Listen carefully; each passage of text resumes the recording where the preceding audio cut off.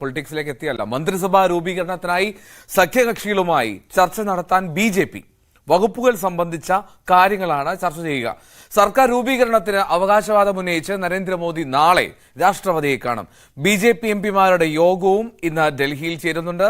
പ്രതിപക്ഷ നേതാവാകാൻ രാഹുലിന് മേൽ പാർട്ടിയിൽ നിന്നും സമ്മർദ്ദവുമുണ്ട്. ഇ.ആർ. രാഗേഷ് ചേരുന്നു. ഇ.ആർ., ആദ്യം നമുക്ക് ഈ മന്ത്രിസഭാ രൂപീകരണത്തെ പറ്റി, ഈ JDU ഒപ്പം TDP, ചന്ദ്രബാബു നായിഡു, നിതീഷ് കുമാറും രണ്ടുപേരും കൃത്യമായിട്ടുള്ള അവസരം കണക്കാക്കി തന്നെ വകുപ്പുകൾ ആവശ്യപ്പെടുന്നുണ്ട് എന്നുള്ളതാണ് ലഭ്യമാകുന്ന വിവരങ്ങൾ. അപ്പോൾ അത്ര ഈസി ആയിരിക്കില്ലല്ലോ BJPക്ക് കാര്യങ്ങൾ കൈകാര്യം ചെയ്യുക. അതെ എൽദോ, സർക്കാർ രൂപീകരണ ചർച്ചകളുമായി ഏതായാലും BJP മുന്നോട്ട് പോവുകയാണ്. പ്രധാനമായും 3 നേതാക്കളെ സഖ്യകക്ഷികളുമായുള്ള ചർച്ചയ്ക്കായി ഇപ്പോൾ നിയോഗിക്കുകയും ചെയ്തിട്ടുണ്ട്. അതായത് രാജ്നാഥ് സിംഗ്, അമിത്ഷാ, JP നഡ്ഡ, ഈ 3 നേതാക്കളായിരിക്കും സഖ്യകക്ഷികളുമായി ചർച്ച നടത്തുക. പ്രധാനമായും മന്ത്രിസഭ അല്ലെങ്കിൽ ഏതൊക്കെ വകുപ്പുകൾ ആർക്കൊക്കെ എന്ന കാര്യത്തിലായിരിക്കും ഒരു ചർച്ച ഈ കക്ഷികളുമായി ഈ നേതാക്കൾ നടത്തുക. പ്രധാനമായും TDPയും JDUവും ഒക്കെ കൂടുതൽ മന്ത്രിസ്ഥാനം ആവശ്യപ്പെടാൻ സാധ്യതയുണ്ട്. JDU വൃത്തങ്ങൾ ഇപ്പോൾ വ്യക്തമാക്കിയിരിക്കുന്നത് ജലശക്തി മന്ത്രാലയം പോലുള്ള വകുപ്പുകൾ JDU ആവശ്യപ്പെട്ടേക്കും. പ്രത്യേകിച്ച് വലിയ ജലക്ഷാമമൊക്കെ ബീഹാർ നേരിടുന്നുണ്ട്. മാത്രവുമല്ല അടുത്ത വർഷം അവിടെ നിയമസഭാ തെരഞ്ഞെടുപ്പാണ്. അതുകൂടി മുന്നിൽ കണ്ടുകൊണ്ട് ജലശക്തി വകുപ്പ് ഒപ്പം തന്നെ കൃഷി അടക്കമുള്ള വകുപ്പുകളും JDU ആവശ്യപ്പെട്ടേക്കുമെന്ന സൂചനകൾ ഈ ഘട്ടത്തിൽ പുറത്തു വരുന്നുണ്ട്. TDPയും ചില പ്രധാനപ്പെട്ട വകുപ്പുകൾ ചോദിച്ചേക്കുമെന്ന് തന്നെയാണ് റിപ്പോർട്ടുകൾ. അതേസമയം തന്നെ സ്പീക്കർ പദവി അടക്കം ചില നിർണായകമായ പോസ്റ്റുകൾ തന്നില്ലെങ്കിൽ പുറത്തു നിന്നുള്ള പിന്തുണ നൽകുന്ന കാര്യവും TDP ആലോചിക്കുന്നു എന്ന റിപ്പോർട്ടുകൾ കൂടി പുറത്തു വരുന്നുണ്ട്. അതുകൊണ്ട് തന്നെ ഈ ചർച്ചകൾ ഏറെ നിർണായകമാണ്. ഇന്ന് ഏതായാലും BJP എംപിമാരുടെ യോഗം ചേരുന്നുണ്ട്. നാളെ NDA യോഗവും ചേരും. ഒപ്പം ഈ NDA യോഗം ചേർന്നുകൊണ്ട് മോദിയെ പാർലമെന്റിലെ നേതാവായി തെരഞ്ഞെടുക്കും. നാളെ പാർലമെന്റിൽ വെച്ചാണ് ഈ യോഗം ചേരുകയും ചെയ്യുന്നത്. ഏതായാലും നിലവിൽ NDAക്ക് അല്ലെങ്കിൽ BJPക്ക് സർക്കാർ രൂപീകരണത്തിന് പ്രതിസന്ധിയില്ല. അപ്പോൾ പോലും ഉണ്ടാകാൻ പോകുന്ന പ്രധാനപ്പെട്ട കാര്യം ഏതൊക്കെ വകുപ്പുകൾ എന്ന കാര്യത്തിൽ തീരുമാനമുണ്ടാക്കുക എന്നുള്ളതാണ്. ഏതായാലും ഈ 2 കക്ഷികളും നിലവിലെ സാഹചര്യത്തിൽ കിങ് മേക്കറായി നിൽക്കുന്ന സാഹചര്യമുണ്ട്.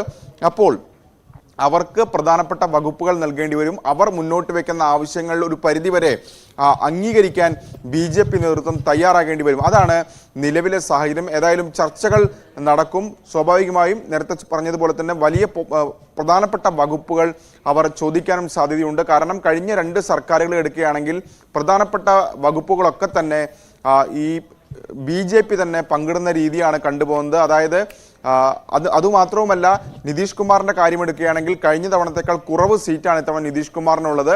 അതായത് നിതീഷ് കുമാറിന് കഴിഞ്ഞ തവണ 16 സീറ്റുകൾ ഉണ്ടായിരുന്നെങ്കിൽ ഇത്തവണ 12 സീറ്റുകൾ മാത്രമാണ് ലഭിക്കുന്നത്. പക്ഷെ കഴിഞ്ഞ തവണ നിതീഷിന് BJP വാഗ്ദാനം ചെയ്ത് ഒറ്റ ക്യാബിനറ്റ് പദവി മാത്രമായിരുന്നു. പക്ഷേ ആ മന്ത്രിസ്ഥാനം ഏറ്റെടുക്കാൻ നിതീഷ് കുമാർ തയ്യാറാവുകയും ചെയ്തിരുന്നില്ല. പക്ഷേ ഇത്തവണ 12 എന്നുള്ളത് നിർണായകമായ ഒരു നമ്പറാണ്.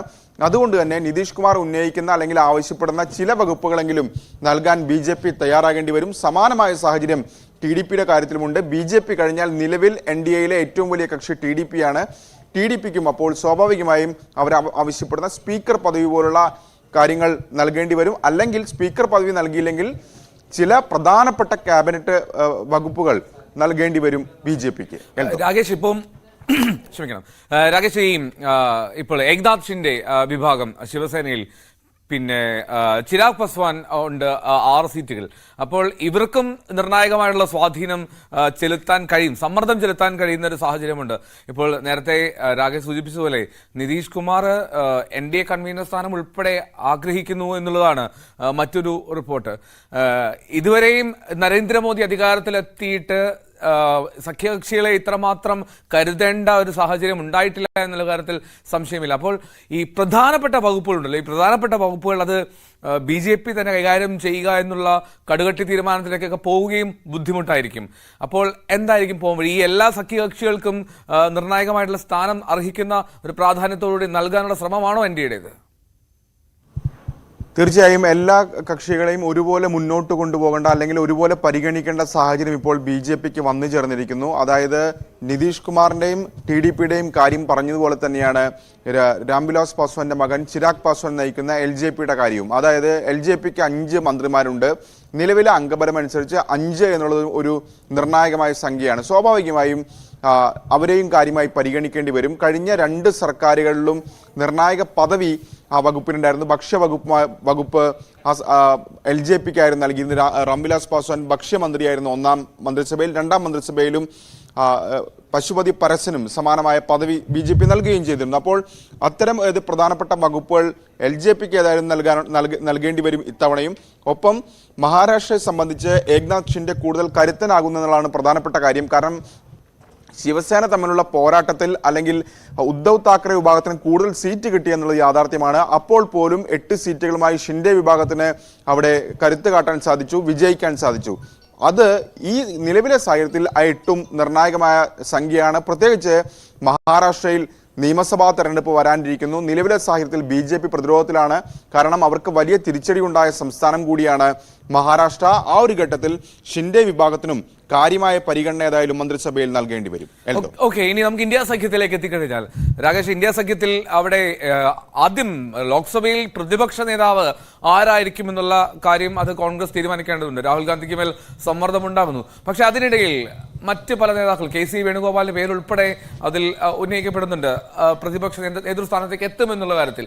അപ്പോൾ അതിലൊരു തീരുമാനം കോൺഗ്രസ് എടുക്കാൻ കഴിഞ്ഞിട്ടുണ്ട് ഇതുവരെ?